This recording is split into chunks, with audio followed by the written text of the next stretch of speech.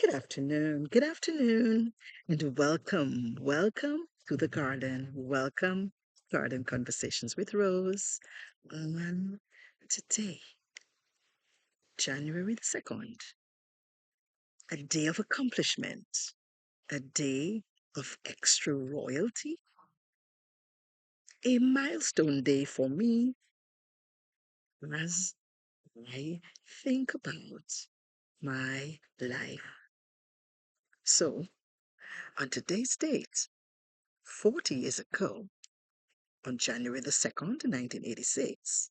Age high, a little anxious and nervous, excited yet determined 20-year-old started an educational journey as an educator, a teacher in the classrooms of Antigua Barbuda. There I was thrust with a small group, perhaps about, I think, maybe about 20 or so students between the ages of 14 to 17, and was expected to take them through a syllabus. Some of them didn't want to be there. A few others had some issues with reading and they needed the extra help. As a novice, as a newbie, but with a zest and a zeal for what I knew that I needed to do, I had to be innovative and find ways of crafting programs to deal with the students who were in my care. As I look back on many of them today, most of them, or all of them, as a matter of fact, today are already in their 50s. And I know that they have gone through their lifetime doing what they could in the best way they could, some in trade schools and some have gone the academic route. But I am super blessed to have started this way.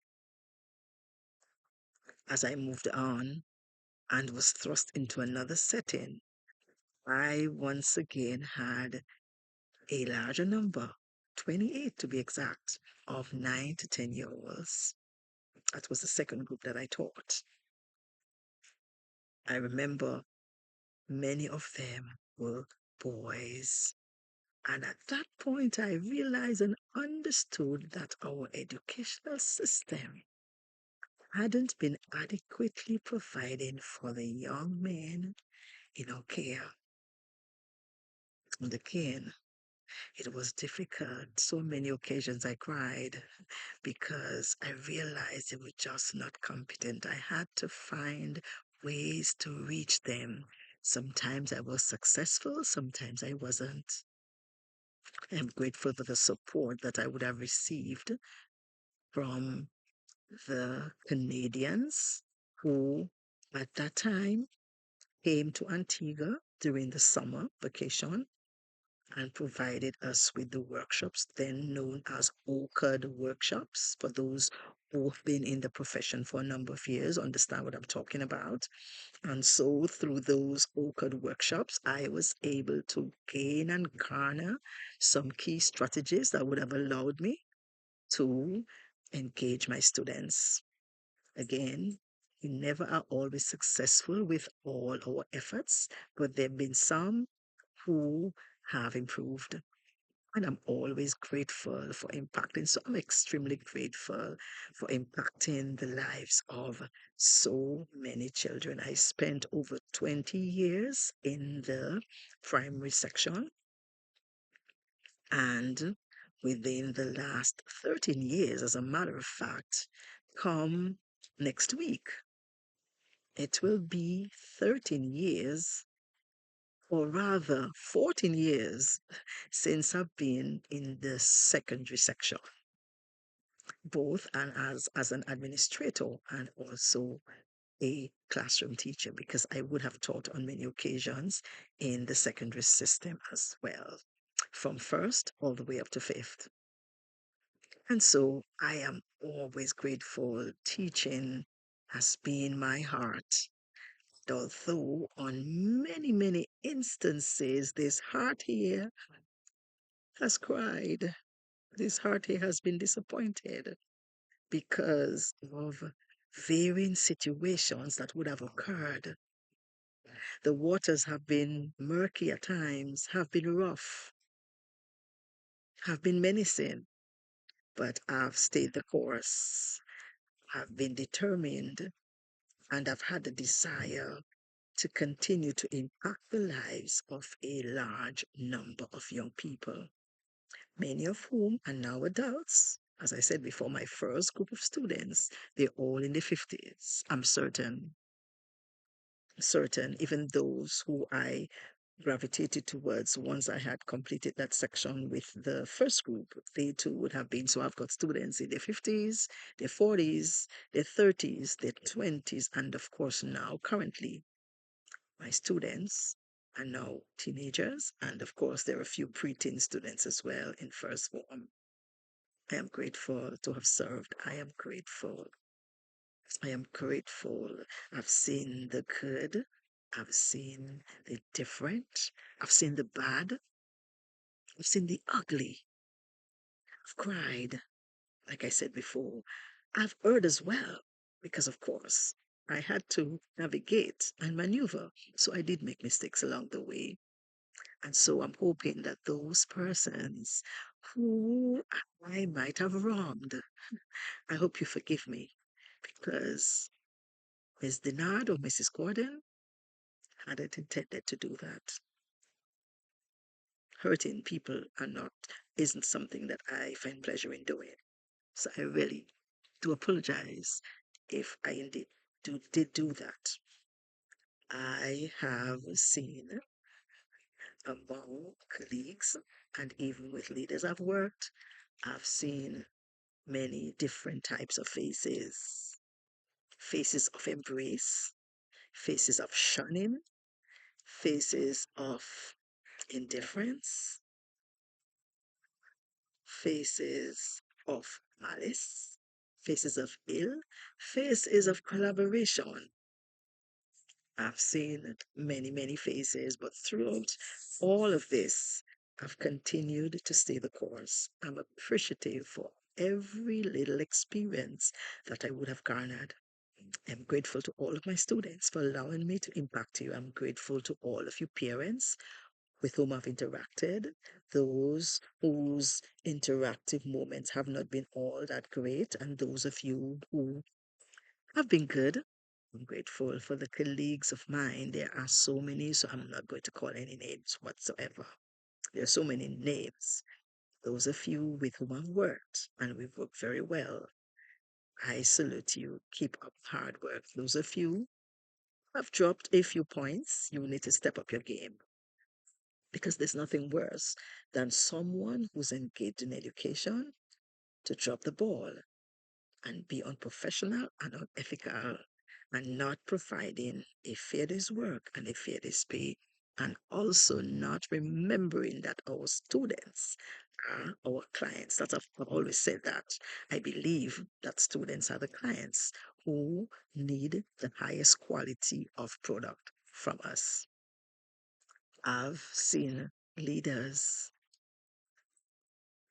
spew out words, make policies with little or no consultation or regard for teachers, but have just simply sent out mandates without adequately thinking about the effect or how well the policies would advance the service.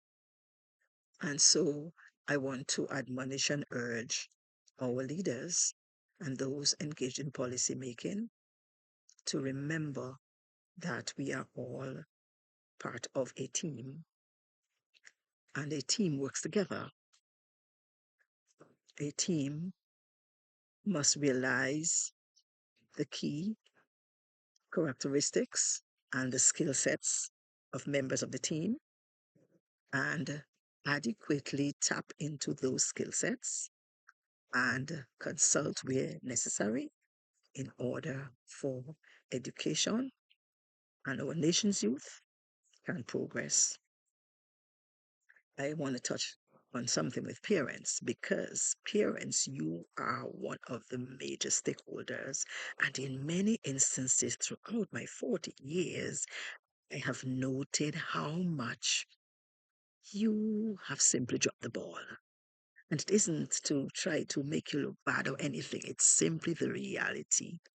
So when I see our young men who have no training in how to interact with each other and even those of the opposite sex, who become extremely violent for simple or seemingly simple things. And I've noted that trend nowadays in girls as well, because in many regards, our daddies absent, our parents, you have not dealt with your own unresolved issues, and so you are bleeding profusely on your children, and they are coming with all of that stain to us. They have no regard for authority. They have no regard for laws and order. Sometimes parents themselves forget where they are when they come to schools, and their level of professionalism goes out the window. Sometimes parents themselves aren't providing for their children the simple basic needs that children do not have. Parents have left their children to roam or to remain at home or to go wherever, have not provided a spiritual base. It hurts my heart to see children, young children, not teenagers, young children, with no idea as to what a Bible verse is, can't recite Bible verses. Children will say they do not go to church. They live with their parents, but they do not go to church. It's as if Sabbath school and Sunday school and vacation Bible school and Bible club is being thrown out the window, but rather the fetes and the parties and all the other activities that are out there have consumed our children. It also bothers me that a lot of young girls are still being allowed to go and engage with adult men. On rare occasions, I've seen young men being engaged with adult women as well. I've seen that throughout my 40 years. And the parents don't seem to think there's anything wrong. Or if they do think it's wrong, they have not made attempts to curtail or stop that type of interaction. It bothers me. It bothers me a whole lot. It bothers me when the common courtesies that ought to have been taught to children aren't being taught. It bothers me that parents will allow their children to speak to them any old how. And so they come to school and expect us to accept the same thing. It bothers me that, on a whole, children have been left on their own. The level of vulgarity that exists is appalling. Where are we headed with that sort of behavior? What has happened to us? And I know that society has to look out for the less fortunate, and that's okay.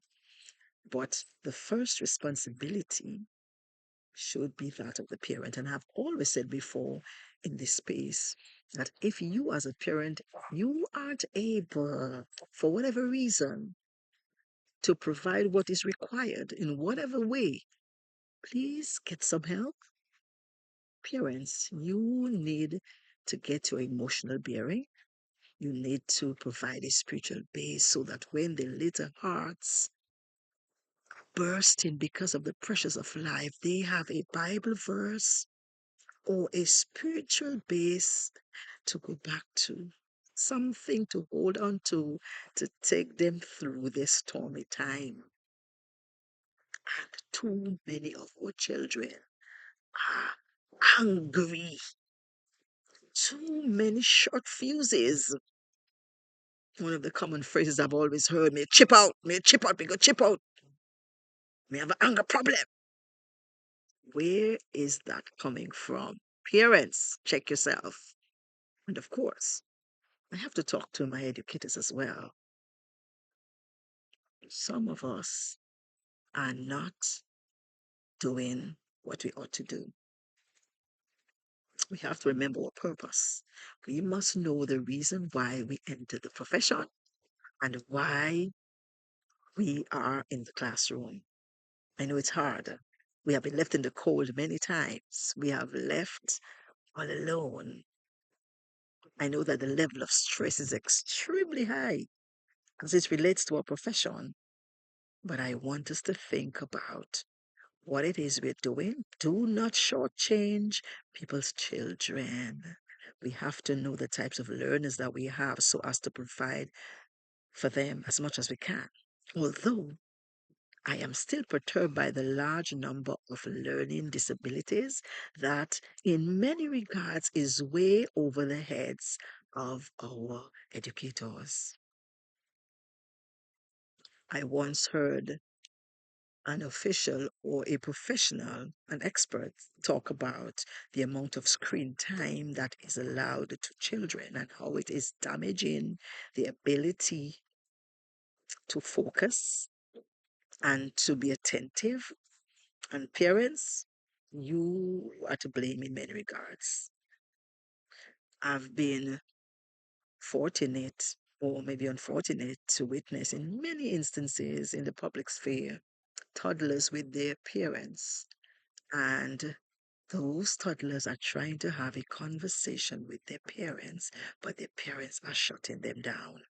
Sometimes the parents are on their phones and are ignoring the children completely. Sometimes the parents are allowing the child to go on the phone and no conversation is being carried out. Once again, our children aren't reading. Parents, we need to take stock of ourselves. Fellow educators, we need to do what we came in the profession to do. Leaders, those of you in authority, you need to think about the well-being of teachers and make their spaces safe as well, not only physically, but emotionally.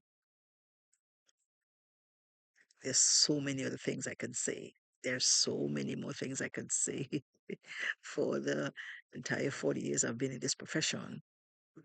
But I think I'm going to stop and just wish to commend all stakeholders who have been steering the course despite the difficulties. You have been there. Keep at it. School is set to reopen on Monday. And I want to encourage all of us as teachers in the profession to do our best. Parents, get on board. Leaders, do the support. Let's all of us out there, corporate world, corporate society, support schools because you aren't supporting schools. You've noted that you do not support schools very well, particularly when we want fundraisers, but you support other things out there. Let us all work together for the benefit of our children. Children, you too, you can do what you have to do to stay on the right course and listen to authority. It's been a trying 40 years, but I've been blessed and happy